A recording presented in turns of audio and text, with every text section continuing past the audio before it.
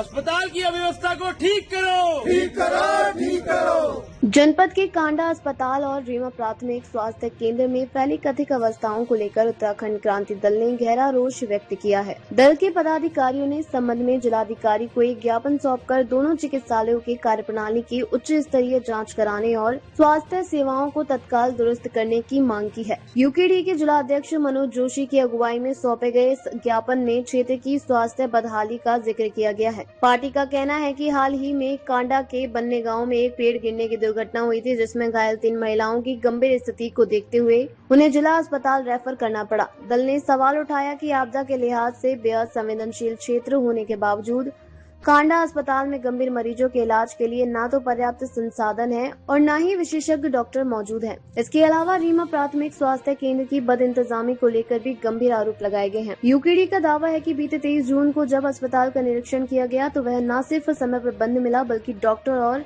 ANM भी अपनी duty से नदारद थे, जिसके कारण दूर दराज से आए मरीजों को भारी किल्लत झेलनी पड़ी। दल ने एक बेहद संवेदनशील मामला उठाते हुए आरोप लगाया है कि डॉक्टर की अनुपस्थिति में वार्ड बॉय द्वारा कुत्ते के काटने के 2 मरीजों को रेबीज का इंजेक्शन लगाया गया, जो मरीजों की जान के साथ खिलवाड़ है। यही नहीं, पल्स पोलियो अभियान के प्रशिक्षण के लिए पहुंची आशा कार्यकर्ताओं को भी बिना ट्रेनिंग के ही बेरंग लौटा दिया गया। ज्ञापन सौंपने के दौरान जिला महामंत्री मनोज चौहान, संसदीय बोर्ड के सदस्य भुवन कांडपाल, युवा प्रकोष्ठ केंद्रीय कोषाध्यक्ष CA वरुण चंदौला, जिला संगठन मंत्री बालम सिंह खेतवाल सहित कई कार्यकर्ता उपस्थित रहे। उत्तराखंड क्रांति दल जनपद इकाई बागेश्वर एक ज्ञापन जिलाधिकारी महोदय को हमने प्रेषित किया है।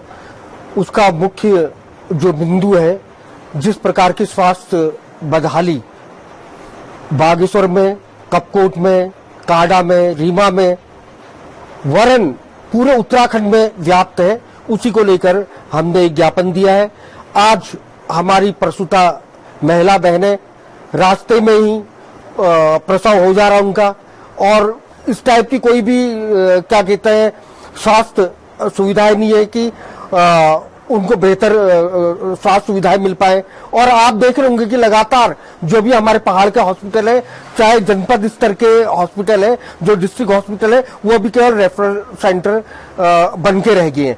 बागेश्वर में अगर कोई भी छोटी सी भी अगर किसी को कोई परेशानी होती है तो उसको आगे रेफर कर दिया जाता है। हमारा कहने का मंतव्य यह है, और ये ज्ञापन हम इसलिए दे रहे हैं कि कम से कम स्वास्थ्य सुविधाएं जो कि उचित हो और जो कि आराम से हर जनपद में उपलब्ध हो सके। तो मैं सरकार को चेताना चाहता हूं कि पूरी स्वास्थ्य सुविधाएं उत्तराखंड के हर जनपद को दिया जाए, विशेषकर बागेश्वर को।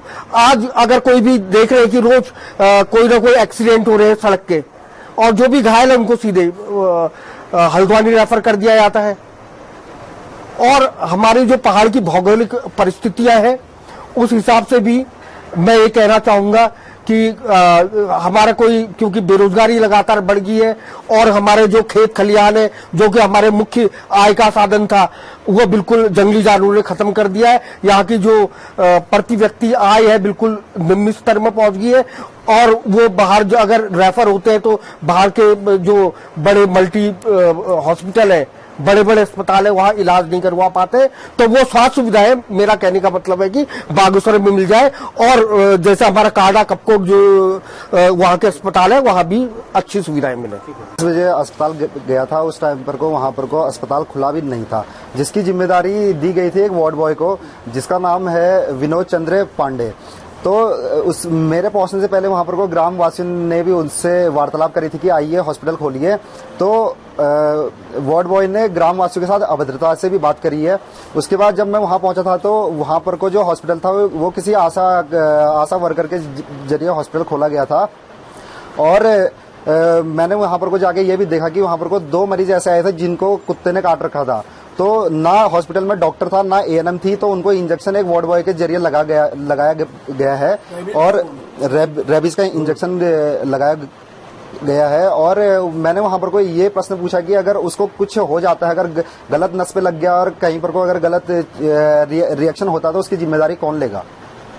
इसके अलावा ट्रेनिंग वाला पोलियो वाली तो पोलियो अभियान 28 को होना है, तो उसके लिए कल उद्यम स्थल की टीम का कल ट्रेनिंग होनी थी। तो आशा वर्कर्स वहां पर को सुबह 10 बजे से पहले पहुंच चुकी थी, उनको 10 बजे का समय दिया था और 1:30 बजे तक का कोई भी अधिकारी वहां पर को उनकी ट्रेनिंग कराने के लिए नहीं आया, जिसके चक्कर में उनको वापस अपने घर जाना पड़ा। उनका कहना यह था कि जब हमारी ट्रेनिंग अच्छी तरीके से नहीं होगी तो हम अपना कार्य ग्राउंड लेवल पे किस तरीके से कार्य अच्छी तरीके से पूरा कर पाएंगे।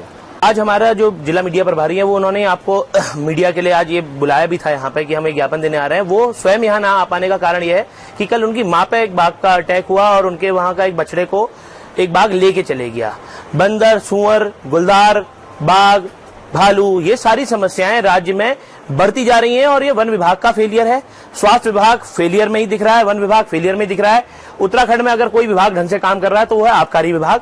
आबकारी विभाग से बाकी विभागों को सीख लेनी चाहिए कि कैसे गांव-गांव तक, घर-घर तक अपने भी जो भी कार्य है उनको किया जाए। शिक्षा चरमराई हुई है। अभी भी आज भी जिस शांति भंग की धारा को मेरे ऊपर लगाया गया, उस स्कूल में आज भी 11वीं 12वीं के बच्चों के लिए फिजिक्स और मैथ्स का टीचर नहीं है। अभी परसों सौराग गया था, सौराग में एक स्कूल में जहां बायोलॉजी के टीचर को रखा गया है वहां बायो की स्ट्रीम नहीं है, और वहीं पे दूसरा बदियाकोट में जहां बायो की स्ट्रीम है वहां बायो का टीचर नहीं है। तो अगर अंधेर गर्दी होगी और चौपट राजा होगा तो प्रदेश का विनाश होना निश्चित है। प्रदेश की जनता को भी जागरूक होना पड़ेगा। अपने अधिकारों को अगर मांगोगे नहीं तो मिलेंगे भी नहीं। यही हम सबसे अनुरोध करेंगे कि जागिए और अपने अधिकारों को मांगिए।